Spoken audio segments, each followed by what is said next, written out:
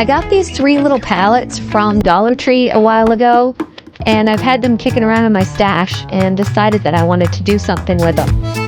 So I'm going to just remove the stickers that are on the back. I use my heat gun, and that heats up the glue a little bit, and it's easier to pull it off and you don't have a bunch of paper or sticker left behind. Comes right off pretty easily.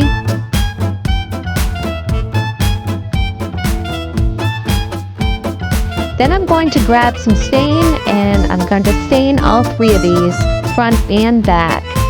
And I try to get down into the grooves a little bit as well. It's not completely necessary, but I think it would look really nice if it was all nice and covered. And then once it's covered, I just wipe it back a little bit, and it gives it a nice brown, rich look.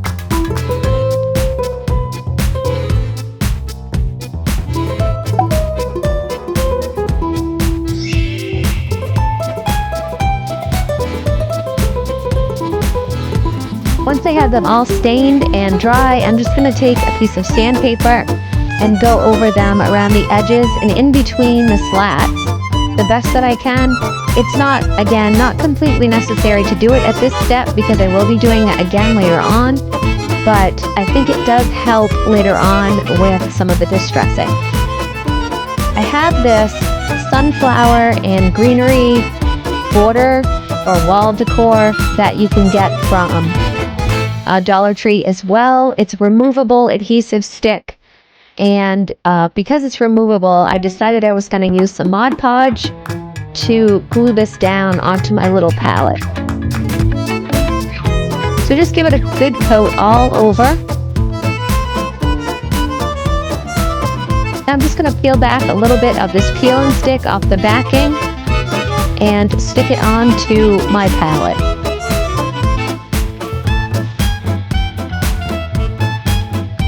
Just make sure all the bubbles are out of it and that it's down all the way to the bottom. Then I just trim off with my scissors the edge so that I can reuse the rest of the peel and stick. So I'm just rubbing that out, and then I'm going to peel off a sunflower that's separate on there. It's on the same peel and stick, but it's kind of separate. So I added that to my little palette. The more sunflowers, the better for me. I think they're so pretty. So then I'm just going to go over it with the Mod Podge to make sure it's sealed down nicely.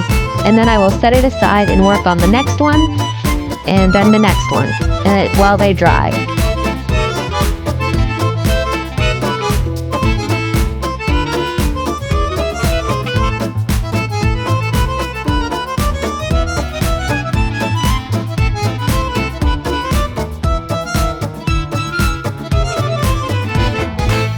These came out really pretty. I love the contrast of the stain and the green behind it. So on the left-hand side is one that I sanded down and cut between the slats, which is what I'm going to do to these other ones as well. So we're just going to cut down between the slats and get rid of that extra peel and stick that's on there so that you can tell that it's a palette. And I'm going to do that to both of those. And then I'll go over it with some sandpaper and sand it back and give it some distressed look. So this is why I said you didn't have to sand those down beforehand if you didn't want to, because it will be covered up, and then you just go over it with the sandpaper again. Now, of course, you don't have to do this part if you don't want to. I wanted to make this look old, and I found that it almost looked like it was hand painted once I sanded it down. It kind of blended the colors a lot more, and I really liked how it just muted the colors together a little bit. So now I'm going to take some of my twine rope and a couple of popsicle sticks and use them as spacers, and we're going to put a hanger and connect them all on the back. Now I have this clay piece that says fall that I made, and I'm going to show you how I did that. I got this new piece called they're just cookie stamps, letters, numbers, and symbols, and you actually pull them apart and you can make any words that you want to, and you can use them in cookies. But I thought I would try them and use them in my clay. So get this off Amazon. There'll be a link down in the description if you're interested in checking them out.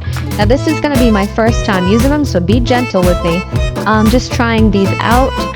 They come in little bags, so once you pull your pieces off, you can pop them in that bag so you don't miss or lose any.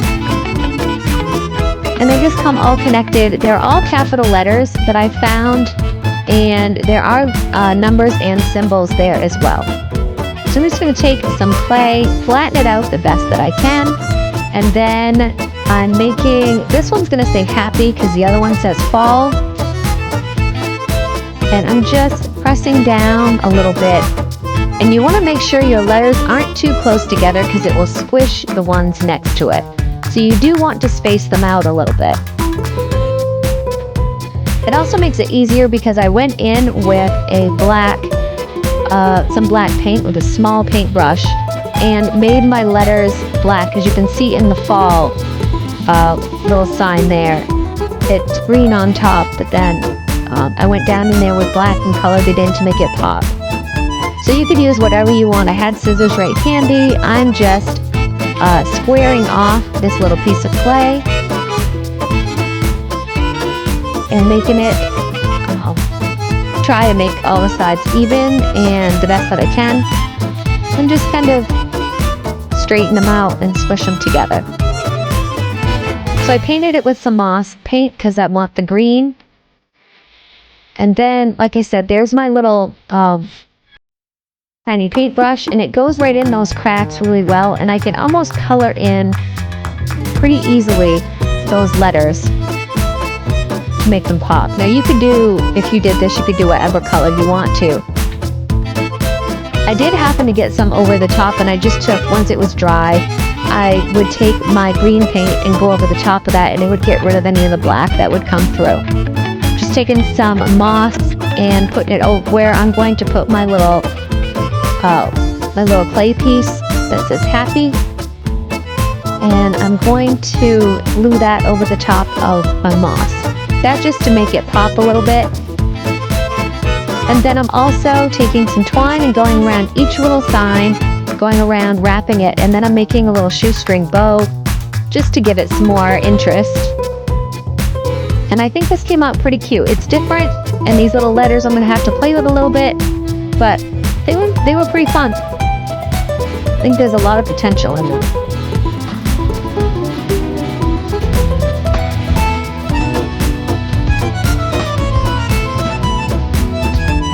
I hope you like my projects today.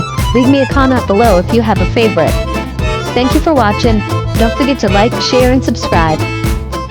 Take care.